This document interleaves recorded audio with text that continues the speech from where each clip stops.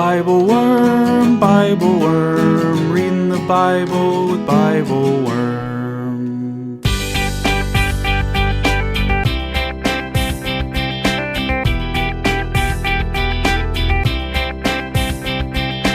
Welcome to BibleWorm, getting to the core of the biblical text. I'm Dr. Robert Williamson, professor of religious studies at Hendrix College and the founding pastor of Mercy Community Church in Little Rock.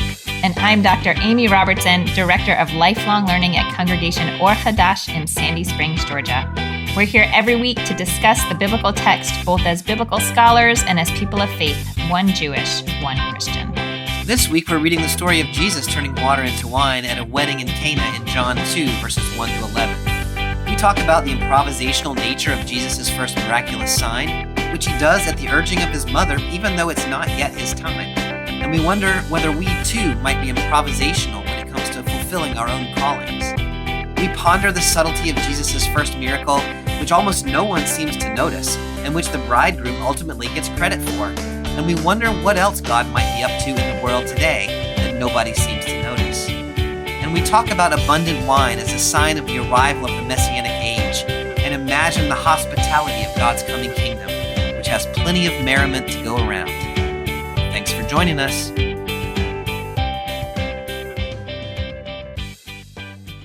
Hey, Amy, how are you this week? I'm doing good. How are you, Bobby? I am good also. Good. I had a dream last night that our conversations were not just audio, but there was also like a video component to it. Oh, that would be amazing. It would not be, at least not the way it played out in my dream, because I was like recording it from bed, which I do not record. I record these podcasts from many different places, but not from bed. Yeah. But I really looked a hot mess in the dream video BibleWorm episode. Well, you look very professional right now. Oh, good. That's great. Yeah, because you're at work though, right? I'm at work. Yeah. I'm at work. Mm-hmm. I will say that, do you remember this? When we first started BibleWorm, we had sort of imagined that maybe we would post videos of our conversations. And so we were actually trying to I don't even know what we were trying to do. To look like something? Trying to look like we were not ridiculous. Yeah. No, trying to look like I'm glad we didn't do that. It turns out that editing video is complicated in a way that editing audio is not complicated. Because it has to line up, Yeah. You can't just cut something out and then you're looking all weird. Oh my God. That would be so stressful to me if there were videos involved in this. Yeah. I'm glad there are not. I don't know that anybody really wants to watch a video of I don't know why they would want to talking. do that. No. Yeah. Mm-hmm. All right. So anyway. Maybe someday we'll do that. We'll just do it for kicks and just see. It'll go out to our Patreon supporters at you'd have like $1,000 a month level. Oh no, you just reminded me that I said I was going to wear my wedding dress today for our reading, and I forgot. No. I'm not wearing my wedding dress. Should we get back on the call later? I guess so. Okay. See you next time.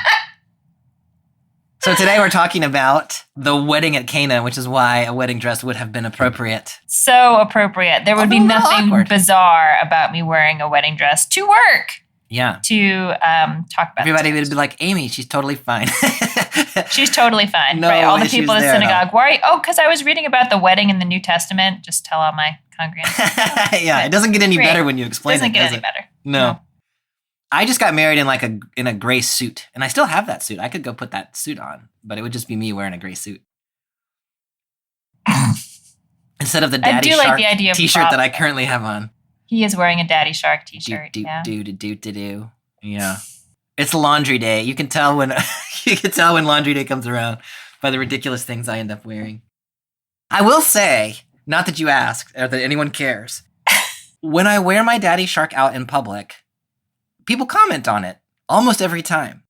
I was going to say, I don't think Daddy Shark is like laundry day level of Well, it's interesting because half the people are like, whoa, I love that shirt. Where did you get it? And half the people are like, dude, you should not be in public in a Daddy Shark t-shirt. People say that to you? Yeah. Mm-hmm. Or I'm sorry for you, man. I hate that song. Yeah. I think Daddy Shark, the song, maybe more than the concept. Yeah. People have very strong opinions about it. Strong feelings about it. Yeah. Mm-hmm. I have some T-shirts from candidates for presidential elections who did not win those elections. That's awesome. But who I was supporting. Ooh, like who? And so Ralph I have Nader. this is not a political podcast, Bobby. I'm not going to tell you Ralph Nader. But so I have to be very, sometimes I sort of accidentally wear one in a space where like that will draw negative attention. Yeah. It's one thing to wear it if your candidate wins, but I don't know how it feels. Anyway, I just have to be aware of what I'm doing. Doesn't mean I won't wear it. It just, I just, when I put it on, I think about where I'll be that day. Yeah, and I think it takes a certain amount of commitment to candidate to wear a shirt of a losing candidate like that. Yeah, like after the fact, keep wearing it. Mm-hmm. Yeah, I appreciate that. All right, well, that's laundry day. So neither one of us is wearing wedding attire, but we are in the second chapter of the Gospel of John, in which we get the story of Jesus and his mother at a wedding in Cana. Mm-hmm. We are just in the next verse from where we were last time. Anything that we need that has come up that we need to clarify about what I have nothing to add to where we were last time. Okay. All right. Well, then let's just jump on in. I am in chapter 2 of the Gospel of John, starting with verse 1, and I'm reading in the Common English translation. On the third day, there was a wedding in Cana of Galilee. Jesus' mother was there, and Jesus and his disciples were also invited to the celebration. When the wine ran out, Jesus' mother said to him, "They don't have any wine." Jesus replied, "Woman." I don't know how to intone this. I don't know how to intone this either. You could make it like real, like woman, or, like woman. And I don't know how, like, I feel like whichever way you do it, you're making some interpretive You're moves. making an interpretive decision, yeah. Mm-hmm. So I'm just going to... Woman, what does that have to do with me? Robot Jesus, who has no emotions behind what he says here. I like that. Jesus replied, "Woman, what does that have to do with me? My time hasn't come yet." His mother told the servants, "Do whatever he tells you." Okay, it's not entirely clear where to transition in this text, but we're going to stop right there and transition the scene. Yeah. All right, so we're at a wedding. We're in Cana of Galilee. Any thoughts about, does Cana matter at all? I mean, I know it matters. Like, it's a place. Every place matters. Every place matters. I mean, I will say what drew my attention first was just, he's still in Galilee. It told us yesterday that he went up to Galilee. And I love the time stamp on it, like on the third day. So like if you count backwards, on the first day, John the Baptist points out Jesus to some disciples, and two of them sort of go and follow. And then on the second day, Jesus goes to Galilee and winds up with two other disciples. And on the third day, they go to a wedding. Yeah, I think that third day is important. I actually read it a little differently, so I'm curious what you think. In verse 19, back in chapter 1, we get the Jewish leaders show up. Yeah. And then in verse 29, the next day, John saw Jesus coming to him. And then in verse 35, the next day, John was standing with two of his disciples. And then in verse 43, the next day, Jesus wanted to go to Galilee. So we've had 4 days in chapter 1. And then we get the third day, I think, maybe means the third day after that fourth day, which would make it the seventh day. Oh, yeah, that could... we do like sevens. We love sevens. We also like threes. Christians especially threes. Yeah. So to have a 3 and a 7 in there would be very satisfying. Yeah. Mm-hmm. One of the things that I think is interesting about John is like he's lingering in this first, like we're in chapter 2 of the gospel, and we're still in the first week of however you count it, we're still in the first week of things. So it's been very, very slow. If we were in the Gospel of Mark by now, we'd be like halfway to Jesus's ministry, Yeah. Yeah. No, I like that. Okay, wait, tease out for me some more the seventh day. Well, I don't Can quite... you? I mean, we don't know what day we started on. Yeah. And a wedding wouldn't be on Shabbat, but... Presumably no. Will you tease out the resonance for the seventh day for this early Christian community as you're seeing it? Yeah, I mean, so it's interesting because it's not, I think you're exactly right. It's not the seventh day, like we're on the Sabbath day. But I do think that it's significant that we have a 7-day period of which this is the 7th day, which of course Yeah. puts you back in the mindset of, say, creation and the completion of things. And so I don't quite know, one way to put it together is this is the 7th day is the completion of this sort of introductory movement of the gospel. You could think of it as here, we're expecting some sort of fulfillment of some things like this. This is going to be Jesus's first sign that he gives. Spoiler alert. Mm-hmm. So you could read it that way, or you could, I think you could probably read it in a majorly spiritual sense of up until now, we've been anticipating the Messiah. Now it's the 7th day, and that anticipation is going to come to the completion in this sign. I don't know. I just don't know. As with many things with John, Right. Yeah, I don't know how far to read into it. Totally. That's John, right? He'll Yeah. open the door a little bit and then open a lot of doors and just see what you want to go into. I love thinking about the 7th day in relationship to creation. Not as we said, they're not saying this is happening on the Sabbath. But if you think about the 7th day of creation and the relationship of the 7th day to all the other days, you even could think of the Sabbath as a sign. I don't know. It's just something that is related to what has been happening is happening, right? Yeah. The 7th day is part of the the creation period, but it also is fundamentally different. Yeah. In some way, Yeah. It's That's also very interesting because John does not say on the 7th day there was a wedding. That's He says on the right. 3rd day. And so you have to That's have been right. actually paying some attention. Yeah.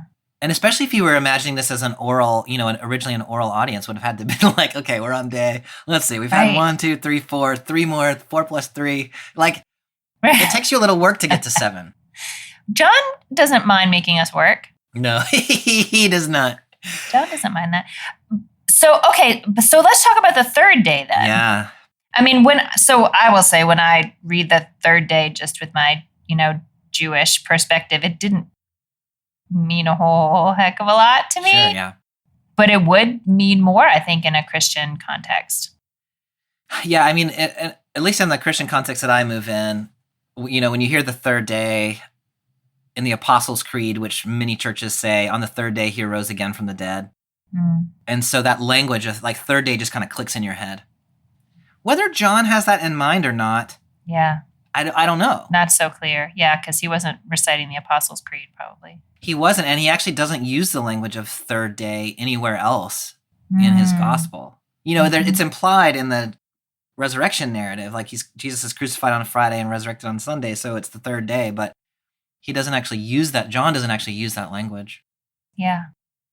So I know there's a whole line of interpretation among Christians that think, okay, 3rd day, now we're in resurrection. Let's read this story through the story of crucifixion and resurrection. That part, I actually think John is trying to get us to read the resurrection in light of this, as we'll see.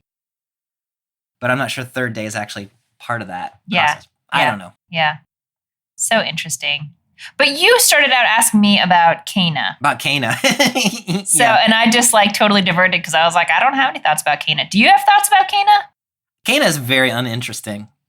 Oh, great. Okay, good. It was a trick question. It was a trick question. I don't. Yeah.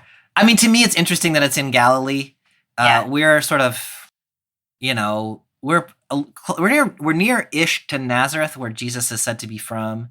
Mm-hmm. We're not near the lake of Galilee, the Sea of Galilee right now, and so, but we don't know about Cana. I think it appears again later in John. I can't remember in what context, but otherwise we don't know anything about it. I do think, as you were saying, that it's interesting that we're in Galilee. In the Synoptic Gospels, as you might have noticed, Jesus does the early part of his life in Galilee and then just kind of goes to Jerusalem at the very end. So last year in the Gospel of Luke, there was that verse in chapter 9 where Jesus set his face toward Jerusalem. He was in Galilee before that. He went to Jerusalem after that, and sort of a one-way journey. Mm-hmm. In John's Gospel, Jesus goes back and forth. And that's interesting. Mm-hmm, yeah, it's really quite different. And John's Gospel seems to take place over a period of at least 3 years. We get 3 different Passovers narrated, where the Synoptics only mention one. And so maybe there's a 1 year journey to Jerusalem in the synoptics and a 3-year kind of back and forth. Yeah. Very interesting. People in Galilee tend to be more receptive of Jesus, both in the synoptics and in John, than people in Jerusalem, for reasons that we have talked about before and can talk about again. And we'll talk about again. Yeah. So we're at a wedding, which I don't know. Like, somehow the wedding is surprising to me in the context of the narrative, because I guess we just haven't really seen weddings. Yeah. Any thoughts about the setting of this story being at a wedding? I think as a modern person, it feels really funny. Like all of a sudden, I don't know, you picture like the movie Wedding Crashers. I mean, I know it says they were invited to the wedding, but like, yeah. I don't know. I guess I'm like thinking about the reception, and I don't know. I will say at least in Jewish tradition as I know it, which I think goes back pretty far, like there is an imperative, there is a commandment to rejoice with the bride and the groom on their wedding day. Yeah. And like the idea that, I'll just say here, there are all sorts of like, I feel very aware that I'm using heteronormative language, and that's just sort of the way it was passed through tradition, but there certainly are updated conversations happening in the Jewish community about all of that. But just put a little pin in that. Like really the union between two adults who are going to form a household together was so critical to the functioning. It was just understood to be so critical to the functioning of society that even though, once you've been to 10 weddings, they get kind of old and you don't, like maybe you don't really want to go to another wedding. Yeah. It kind of was a religious obligation to go. Interesting. And celebrate with people so that they, would feel joy on that day. So I agree, like reading it as a modern person, I'm like, a wedding? Yeah. Like picturing it, hotel ballroom and a DJ, but yeah, I don't know. I'm trying to dig into that requirement to be joyful. The fact that Jesus and his mother are both invited makes a lot of interpreters think that this was probably a family affair. Somebody in Jesus's family was getting married, although, I mean, it's not necessarily obvious. What's interesting to me is Jesus's disciples are there, and he just met those guys like literally 3 days ago. Yeah. I guess you just invite your friends. Yeah, I mean, it's interesting. I almost was surprised, I don't know why exactly, to see the specification that Jesus and his disciples had been invited. I guess I just sort of imagine these sort of, small, tightly knit communities where like someone's getting married. Yeah. It's not like you don't get specific invitations. People just, the community goes to the wedding because that's what you do. But you're right. Like it is specified here that Jesus is invited to the wedding. So I don't know. I don't know that there's too much to make out of that. The disciples in particular are at a wedding that I'm not sure that maybe they're all kind of from around. No, they're from Bethany. Anyway. They get to hang with Jesus wherever. They're all there. Yeah. Yeah. And we've seen in the first chapter of John this repeated come and see. And so we've kind of been like, if they're not there, they don't get to. They're not going to see. They don't get to see. Yeah. So it's important. All right. Yeah.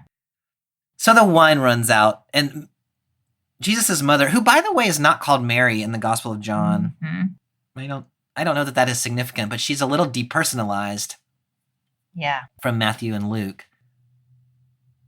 What do you think is the significance of the setting of the story being a lack of wine at this wedding? I mean, I tie that to what I was just talking about, this sort of imperative to rejoice. And, in traditional weddings in a lot of cultures, but certainly in Jewish culture, a traditional wedding gets pretty like raucous on the dancing front. Like there's a lot of wild dancing that goes late into the night. And that kind of stuff is just sort of facilitated by having wine, I mean, there is something, sacred about wine too, but they're not talking about wine for the purpose of like, blessings and whatnot. Because it says the wine's run out. It doesn't. Well, actually it says they have no wine. doesn't say it's run out. It must have run out. They couldn't have a wedding with no wine. No, they had, it means that it ran out. Yeah, because later on, they've run out of wine. Yeah. Because it's interesting, because later on, in the part we haven't gotten to yet, in verse 10, the steward, the head waiter, is going to say, most people save the good wine, or have the good wine first and the bad wine at the end. Yeah. When people have been drinking freely, which seems to imply the expectation that people have drunk enough that they're going to no longer notice the difference between good and bad wine. So yeah. There is an implication of some raucousness. Yeah. I think here. Yeah. I find the way that Jesus's mother brings up the issue so just sort of open-ended. Like, my translation is, they have no wine. Yeah. Yours was slightly different, but same. Yeah, they don't have any wine. Same idea, right? So it's not totally clear to me up front, like, is there an ask in here? Yeah. Does Jesus's mother know that Jesus can solve this problem? Yeah. Or is it like you're telling your adult son that like something unfortunate has happened? Yeah. Like it could have like a complaining tone to it. It could have I don't know. Like, I don't know. How do you read the tone of that part? Yeah, because I think that's a great question, because she doesn't make a direct ask. I think that's really important. In verse 5, she's then going to say, "Do whatever he tells you," which seems to suggest she's expecting him to do something. Mm-hmm. Mm-hmm. And so I guess in light of those two verses together, I read it as her commenting on the situation with an expectation that he ought to be able to do something about it. Even though she hasn't asked him, like, she does not say, like, "You need to fix this problem, Jesus." Right. Now, whether we just don't know. Like, does she know what Jesus is capable of doing? We have no information about her. Does she does know she think he's going to run to the corner store and, like, buy a box of wine? Like, she clearly holds him in esteem because she thinks that however he responds to this situation will be the right thing and other people should do whatever he says to do. But I have no idea reading this whether she has any real sense that Jesus is not like your typical 30-something. Yeah. My own kind of gut about it is that she does. And so there's this sort of private understanding about who Jesus is, but it is not yet public. Yeah. But that's kind of implied or inferred, I guess, from what Jesus says in response, "My time hasn't come yet." Yeah.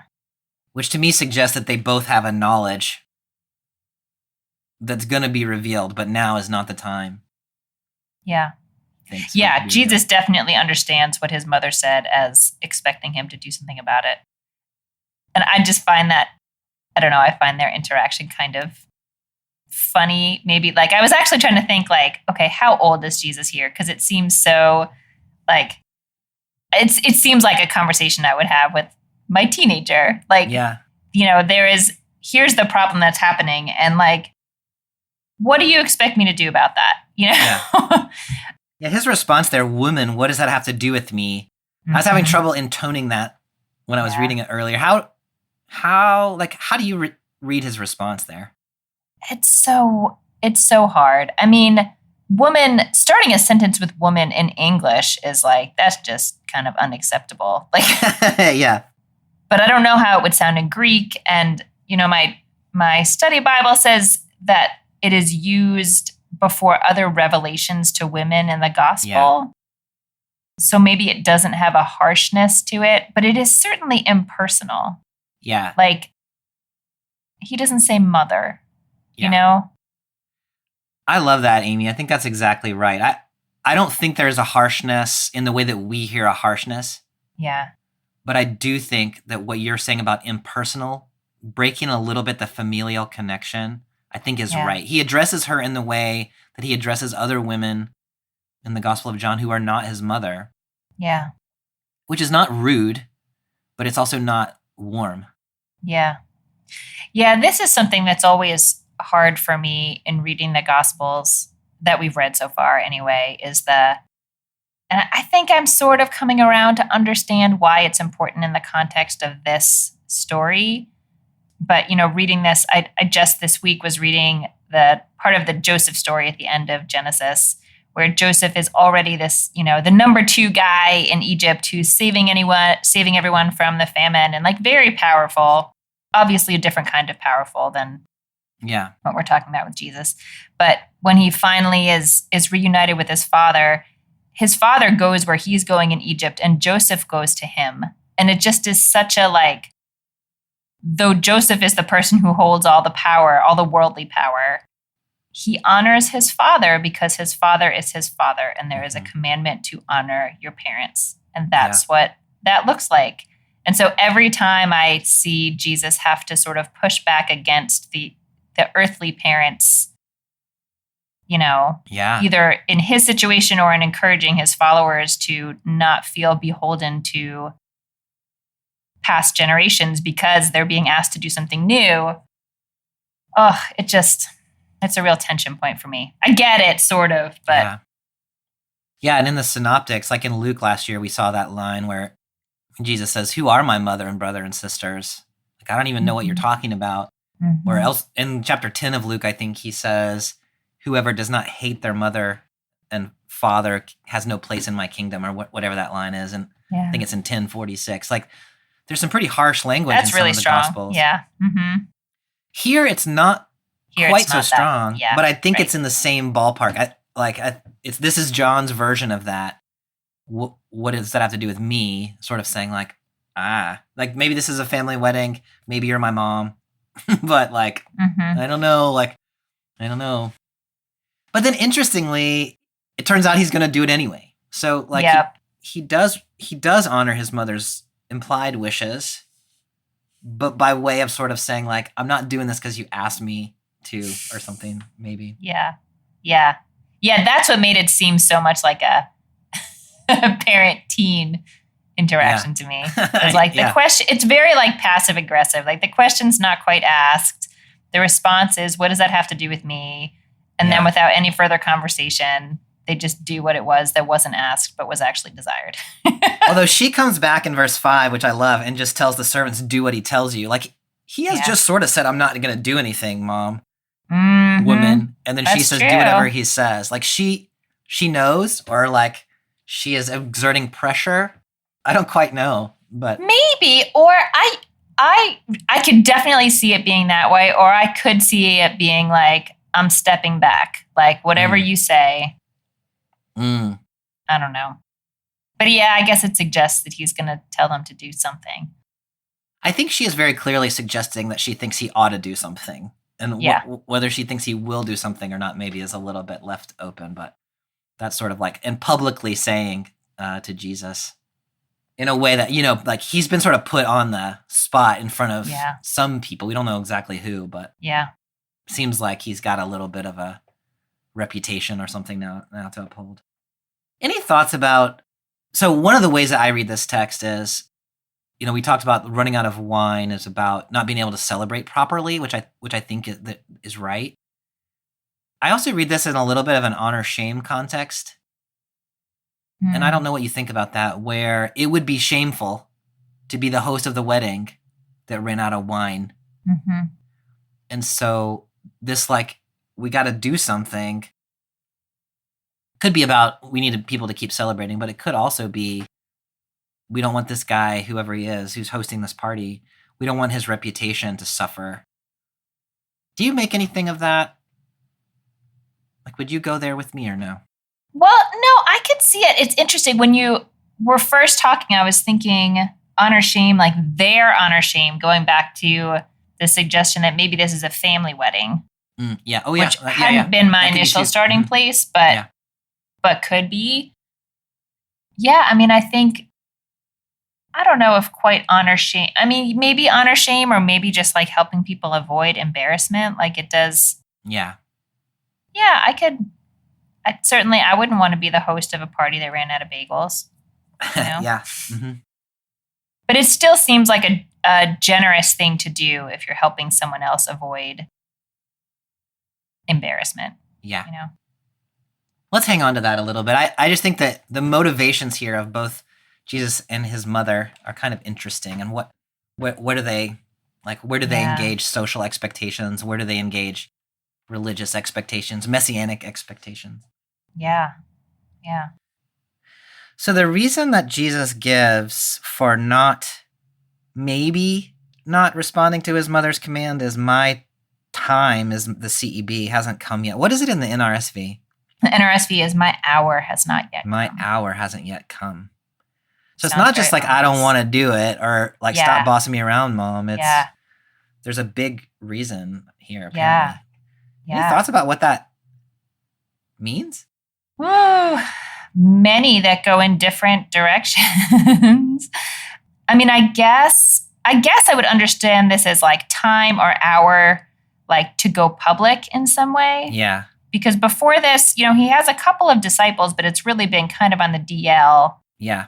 You know, and this would be sort of happening in a bigger context. But that for me just opens up the question of is the hesitation to go public at this time, if that's really what it is, because there is some kind of like strategy and timeline that Jesus knows and is like, actually it's too early, or like my debut is not supposed to be at a wedding. Like, you know, like that's not how this is supposed to unfold.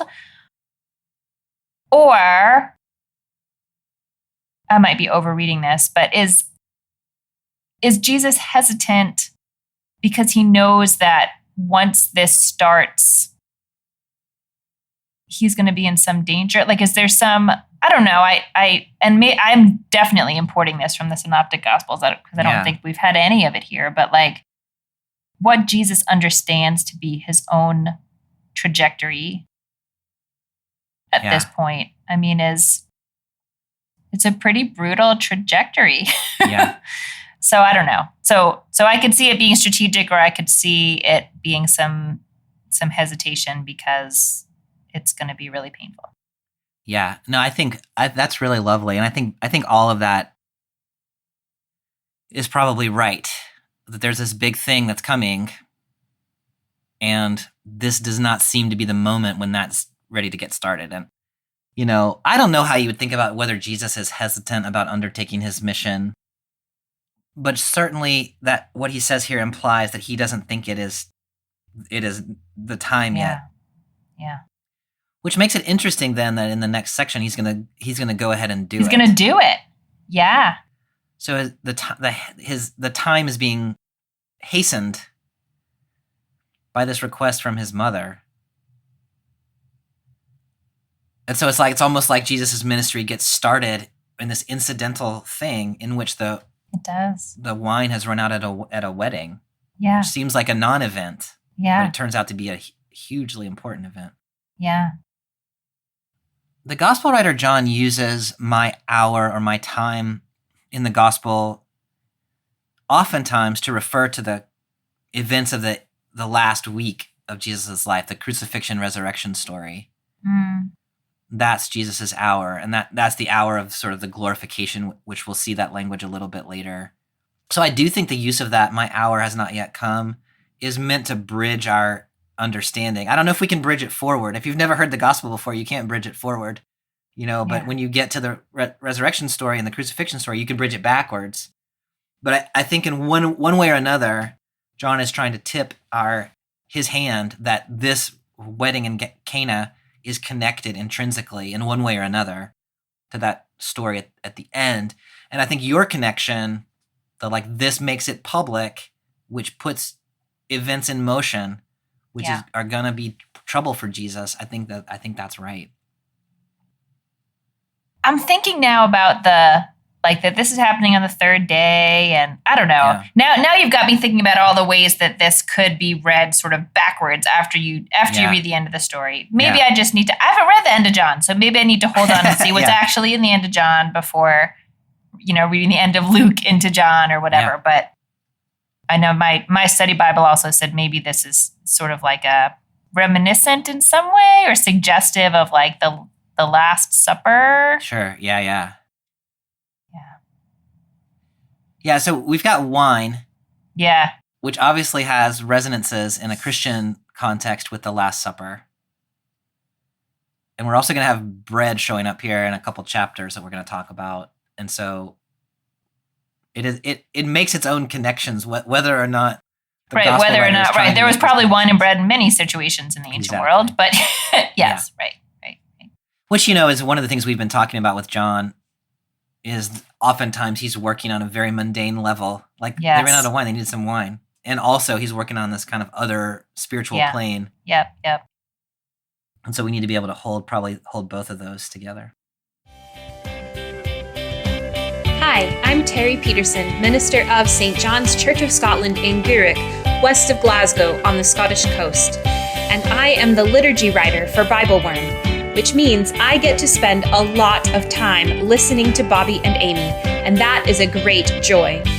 It is fascinating to hear them read and talk through stories I thought I knew pretty well, since I'm starting my third time through the narrative lectionary now.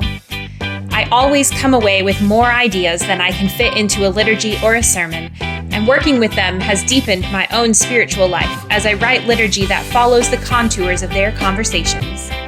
I appreciate that they don't shy away from the difficult parts, and that they always find connections between these ancient texts and our contemporary life. And it's fun for me to work those connections into liturgy that empowers worshiping communities to speak to and about God in new ways. If you join the BibleWorm Patreon at the Liturgy Worm level or higher, you'll have access to those liturgies and prayers that you can use or adapt, as well as early access to the podcast. Or there are other levels with different benefits, including Bible studies, access to the BibleWorm Collaborative Discussion Group, and more. Visit patreon.com/BibleWorm podcast to help Bobby and Amy continue creating this incredible resource for people of faith around the world. And now back to this week's podcast.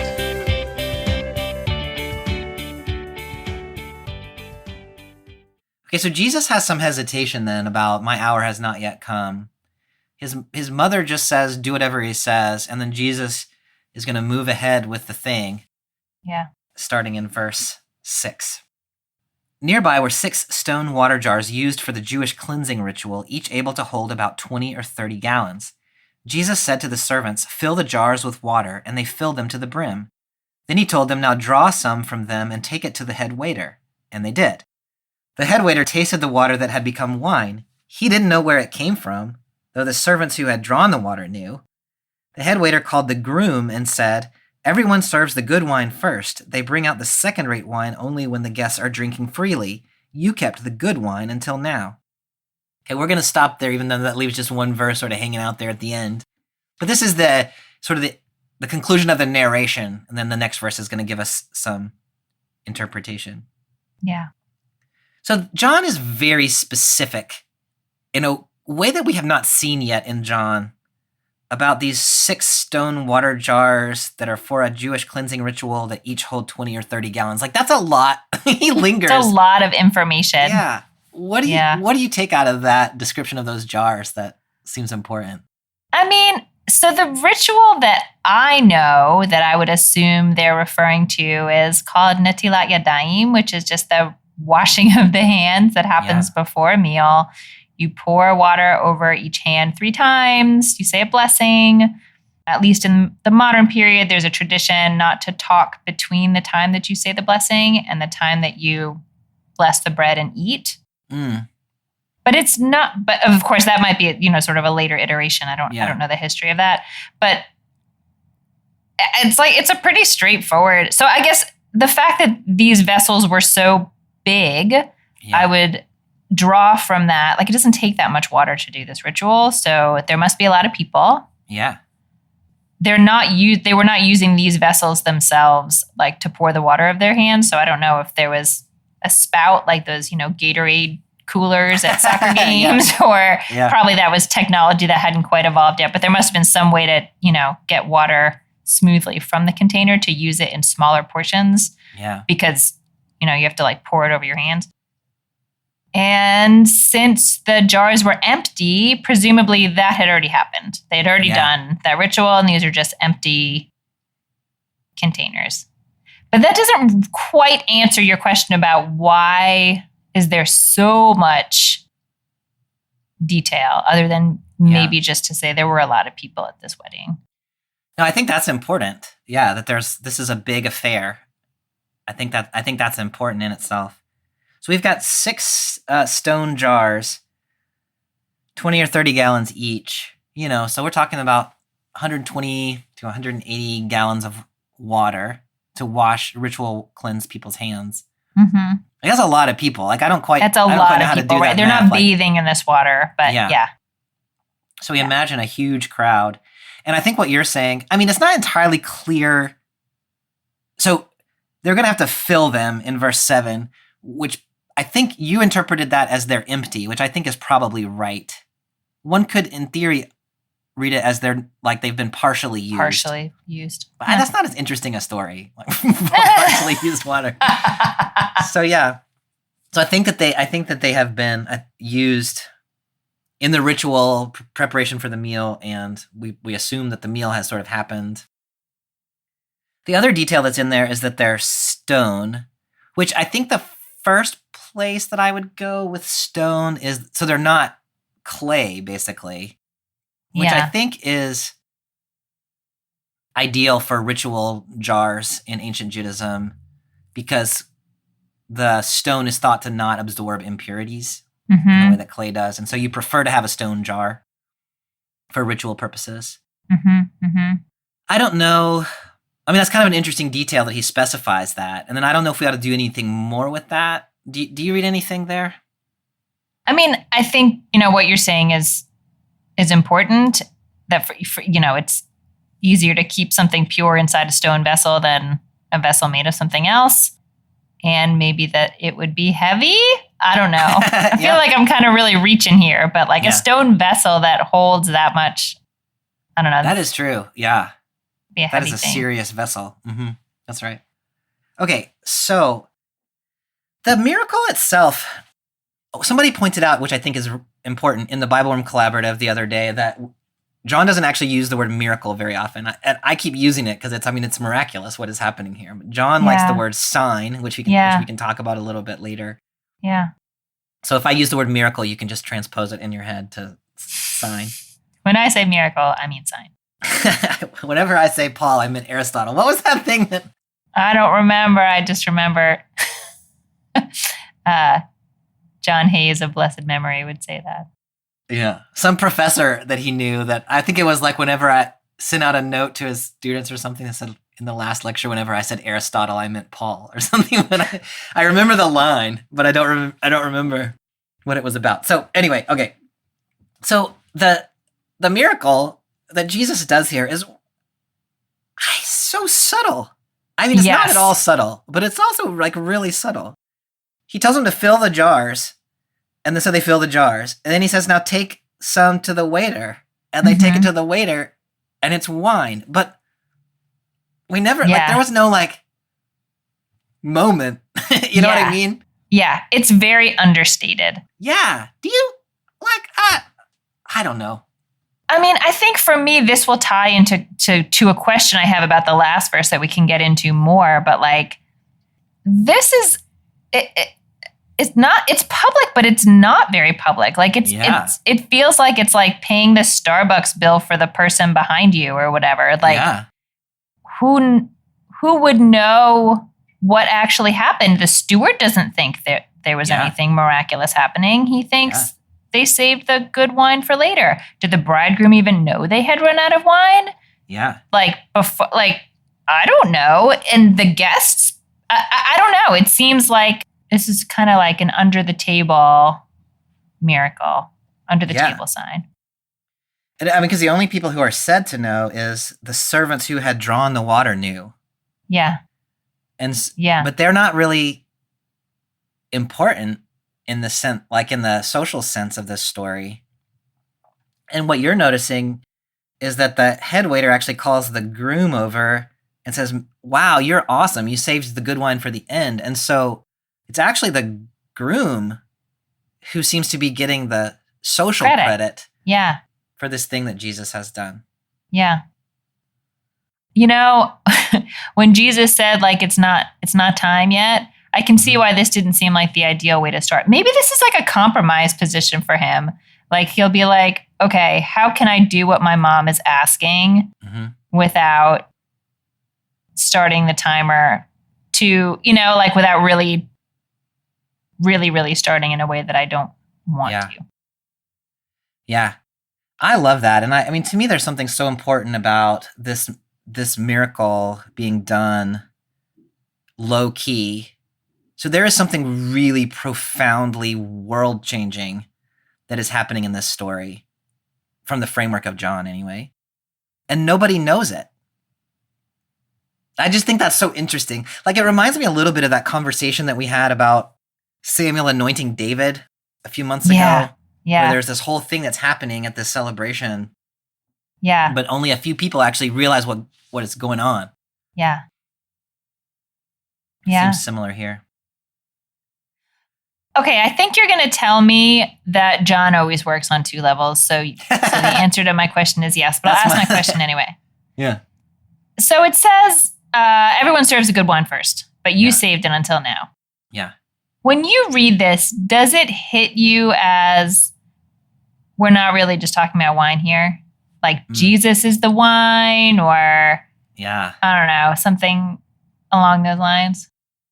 Yeah, what I think is that John's always working on two levels. You think? He's working on more than one level for sure. Yeah, right, not just two.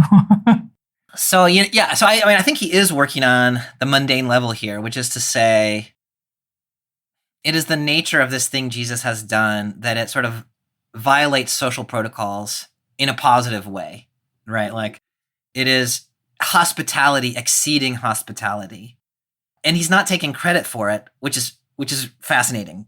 But leaving that aside, like it is not just that he's provided, but he has provided in a way that is luxurious or something, right? Like this is the most amazing thing is coming latest, and in a way that's giving lots of honor to this person who is here. But yes, clearly there is something else going on here with the wine. Like what a weird miracle, right? To be the first, I think in Mark's gospel, Jesus heals a man with a withered hand in a synagogue or something as like one of his first narrated miracles. That makes sense. Here it's Jesus produces some wine at a party. I think that very much invites us into the conversation about what on earth is this wine about. Yeah. Do you have thoughts about where we might start out thinking about wine?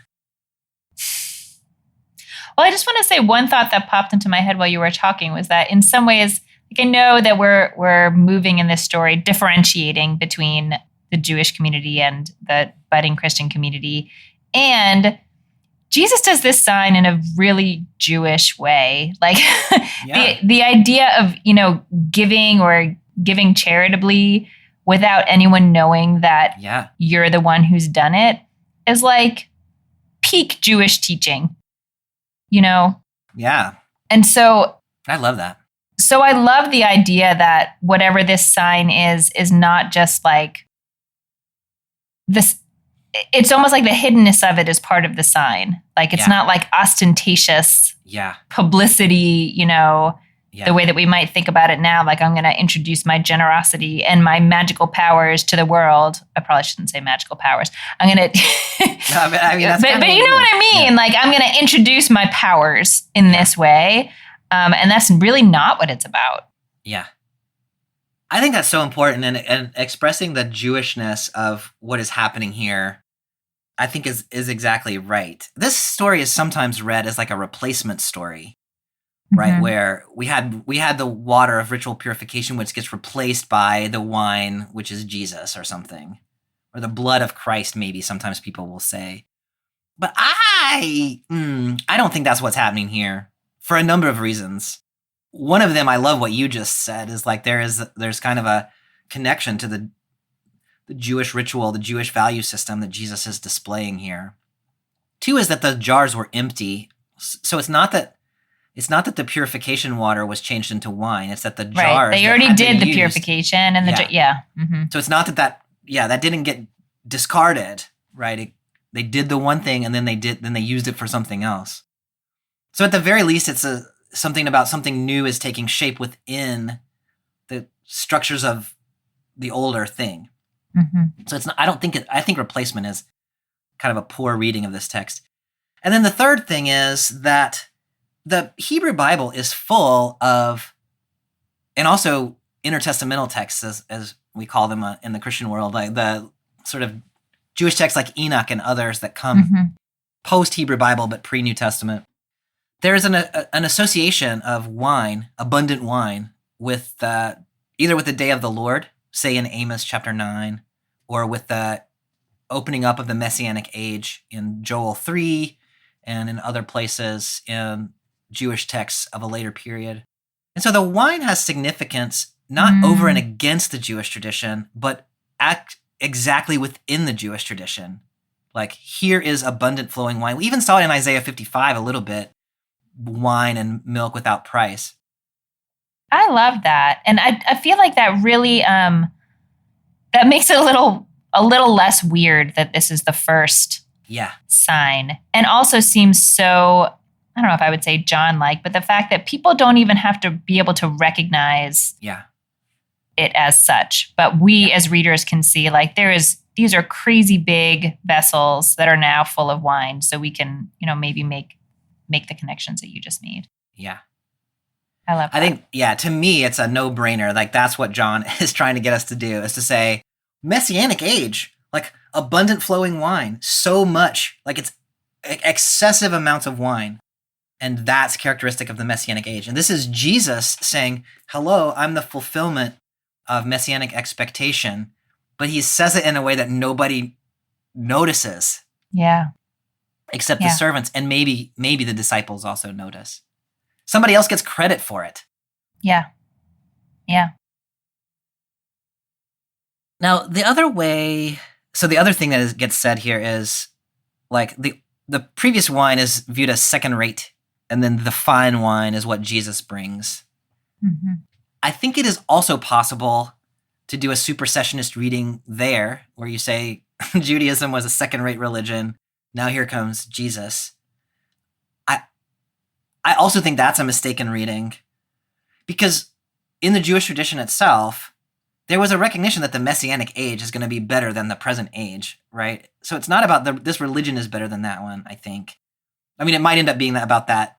We'll have to see how you parse that. Like, can you say the messianic age arrived in Jesus without saying Jesus has superseded Judaism? That's a real conversation. But this is not disparaging the Jewish practice before now, I think. It is saying it is the nature of the pre-messianic age in which we all live that things are not the way that they should ultimately be. And everybody was expecting some better age to come in one form or another. And so to say this new thing that's happening is better than the old thing is not a displacement thing, it's a fulfillment thing, which maybe is a subtle difference, but I think it's an important one. Yeah. Yeah, I like that. It's a nice nuance. So that's the end of the narrative. And then John gives us sort of a little narratorial interpretation in verse 11. This was the first miraculous sign that Jesus did in Cana of Galilee. He revealed his glory, and his disciples believed in him. So when I consulted my inner Amy about this verse, she said, glory. That word is really important. Is that what actual Amy thinks? That's much better than what actual Amy thinks. That's great. Keep talking to the inner Amy and see what she has to say about that. Oh, for real? You want me to talk about it? Well, no. I love the idea of leaning into the idea of glory here. I know this is not in Hebrew, but if we try to map it onto the idea of glory within the Hebrew Bible context, there's a sense of like the weightiness, the heaviness, the actual real presence of God in a space. And it, surrounds God at Sinai and God in the tabernacle and God in the temple. So I love that sort of connection here, that what's being revealed is that like real presence of God that is embodied in Jesus. I love that, Amy. And all of those examples of places where the glory of the Lord shows up in different ways in the Hebrew scriptures, I think is really important. That the place that I was remembering this conversation that you and I had back in whenever that was, the early part of this narrative lectionary year about the glory of the Lord. And it was in the manna story in Exodus 16. In the morning, you will see the glory of the Lord. Do you remember that conversation? Sort of. And there was something about Rashi saying that it is the manna itself that is the glory of the Lord. Anyway, the connection that was occurring to me, thanks to my inner Amy, was this wine story is like the manna story. Yeah. In which God's glory is being revealed, not in like the towering, pillar of fire that goes ahead of the Israelites, which is also a manifestation of God's glory. But it's being manifested in this little bit of manna that the Israelites responded by saying, like, what is that? So the glory of the Lord revealed in ways that provide for people in ways that they do not really appreciate or recognize. Right. Because it's nothing like crazy looking, we're giving you a little bit of nourishment. We're having wine at a wedding, it's, I love that. Yeah, and in some ways this is even like less obvious, because then they were like in the desert and they needed food, and now there's food. Now they're just at a wedding and everybody seems to be kind of drunk, and they're just going to have more wine. It's like, this is not a moment of desperation. This is a moment of celebration. And yet there's the glory of the Lord kind of subtly present there as well. Yeah, I love that. The miracle of sustenance. The miracle of sustenance, yeah. I mean, this is a little more than sustenance, but like the miracle of like the everyday in some ways. I like the everyday, and I like the subtlety. The glory of the Lord is revealed in subtle ways. It is miraculous, but it's not. But they don't see that part of it. Right. And, it is every day, but it is also like we have just inaugurated the messianic age, I think. Yeah. But it's so subtle that nobody knows. The glory of the Lord is so subtle that nobody notices it, I think is really kind of an interesting idea. I love that so much, because when I read this sentence, I was surprised that it was called a sign, because I was like, a sign to who? Because nobody saw it. I mean, not nobody saw it, but very few people. Like, this just seemed like a weird thing to do as a first sign. Yeah. But now I love it because of what you said, like the idea that this is intentionally quieter, and that it does have a real impact on sort of the fabric of creation, in the way you're saying, like it can be inaugurating the messianic age, whether or not people recognize it as such in this moment. Yeah. But and I love that connection to the manna story. So it seems to be the people who actually understand what has happened in this text were the servants who drew the water. Yeah. And then this very last line, we get his disciples believed in him, which I think leads you to understand that the disciples also understood what happened. I think so. Yeah, I think so. So now we've got a little group of people within this bigger group who do know what's going on, which I think creates this kind of interesting insider-outsider motif that we've also seen, like the light came to the world and the world did not comprehend it or understand it or whatever. So the kingdom of heaven is sort of unfolding. The messianic age is unfolding in this way that only a few people are paying enough attention. Do you think so the disciples already recognized something in Jesus, like something really profound. Yeah. To varying degrees. And so when it says they believed in him, do you feel like anything has changed? Like, I don't think it's used that particular turn of phrase before. Yeah.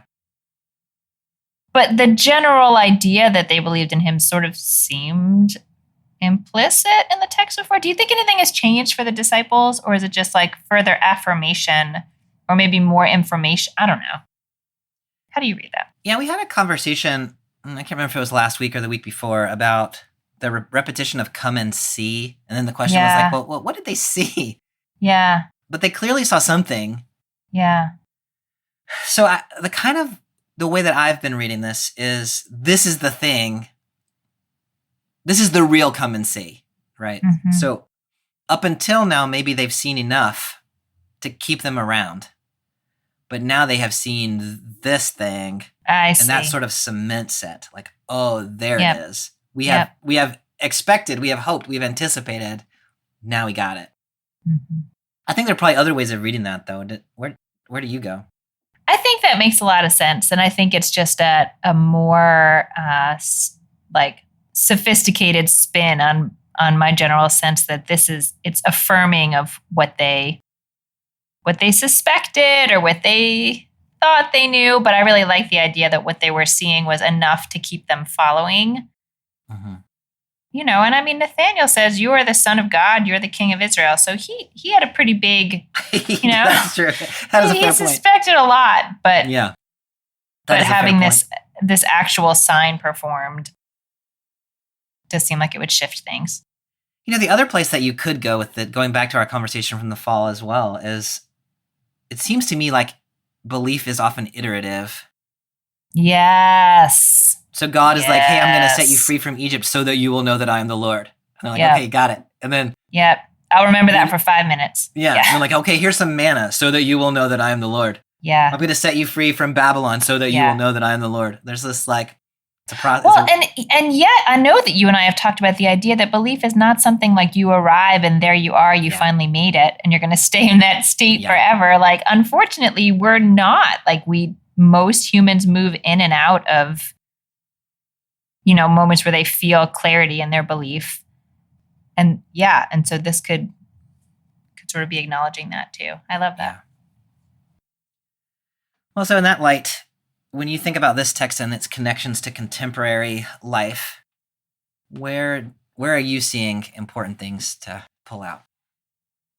Okay, so I feel almost like I could also argue against what I'm about to say, but I won't. I'll let you argue against it later. Okay. But I'm really drawn to our initial question of why start here, and Jesus saying like, this is not where we start, and but doing it anyway. Yeah.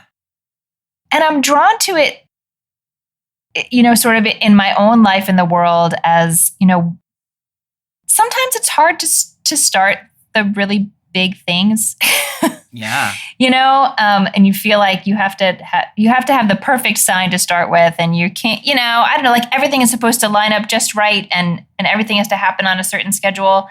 And I see in here, like, because Jesus specifically says it's not time, but then does it anyway.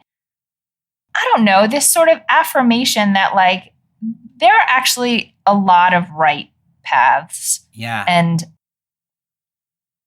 sometimes it's okay to just take the one that's in front of you and not feel like you have to wait until everything is perfectly aligned and, all of that. Like, I feel like this is a little like, gentle push on my back to, like just why don't we just start here, because here's where we are. Yeah. Even though maybe it wasn't what you had in mind. Yeah, no, I love that. I don't know. I don't think that doesn't feel like very spiritually profound, but it feels very like in my lived existence in the world, like a really relevant little gentle shove. I love that, Amy. And I mean, I really do think there's something in this text that's important about that Jesus says it's not yet my time, which certainly implies that he had a sense of like how this thing was supposed to go.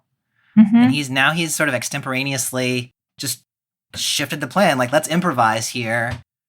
And he's doing it in response to his mother or in response to this social situation. And he's just like, yeah, let's just move on and make this thing happen, even though this is not the way it was supposed to go. Like both the notion that you and I could also live that way, and also the notion like this is the way the kingdom of heaven, like the messianic age is introduced into the world, is this like, oh yeah, mom, okay, like, I mean, woman, I'll go do this thing, even though I'm going to tell you I'm not going to do it. I'm going to go do it. Right. I'll sort of like be somewhat begrudgingly be like, fine. Yeah. Yeah. Now, I think my take on it is related, I think. Thinking about the glory of the Lord and the messianic age and the profundity of what is happening in this text, but it's happening in such kind of improvised, subtle, and ignored, overlooked ways. Yeah. I just think is so amazing. And, you know, the unfolding of the kingdom of heaven is about hospitality, social grace. You know, it's about like kingdom of heaven, make sure that the bridegroom is not going to be embarrassed on his wedding day, right? Yeah. It's going to make sure that people are provided for, not in ways that like are going to help them survive the wilderness in this case, but in ways that are going to help them like celebrate love and life even better.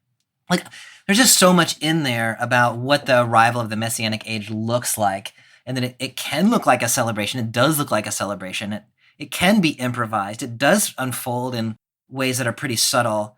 And so, you know, we some of us spend a lot of time kind of looking up toward the heavens, waiting for Jesus to return on a cloud, you know, and to think like maybe the kingdom of heaven, maybe the messianic age like unfolds in front of us sort of all the time in ways that are subtle, in ways that are improvised, in ways that are building community, in ways that are celebrating life, and in ways that aren't even fully articulated. Like I love that detail in this text that the miracle is like, here's the water, now they scoop it out and it's wine, but you never saw the transformation. Right. Like sometimes you just see the results of the transformation without actually seeing that the transformation is taking place. Yeah. So I think that invites me as a Christian reader of this text into this kind of anticipation that maybe the kingdom of heaven is actually kind of all around, and the task is to look for it in the subtle places and participate in it in these kind of improvised ways, and not be waiting for some kind of earth-shattering transformation. Yeah. Which might happen or not. I don't know. Right. There are some pretty earth-shattering things that will happen over the course of this story, but yeah, it is really nice that I love that. I really love that. We need to pay better attention. That's it. Yeah, pay attention. Yeah. Well, Amy, next week we are in a super complicated story of Jesus going to Jerusalem and overturning the money changers in the temple, which interestingly occurs at the very end of the Synoptic Gospels. So we talked about it, Luke's version of it last year. In John's Gospel, it occurs right after his first sign. Now he's going to go to the temple and cause some trouble. So very interesting. I think this is, I don't know if it's the one from John, but this story, the way it occurs sort of in the Gospels in general, was the topic of a very long TikTok tweet. Oh, I don't know, something like that last year about that one of our listeners sent to us about whether this is how to read this sort of from a Jewish perspective. So I'll try to give that some thought. I look forward to the conversation. Yeah, me too. All right, Amy, I'll see you next week. Okay, bye. Bye.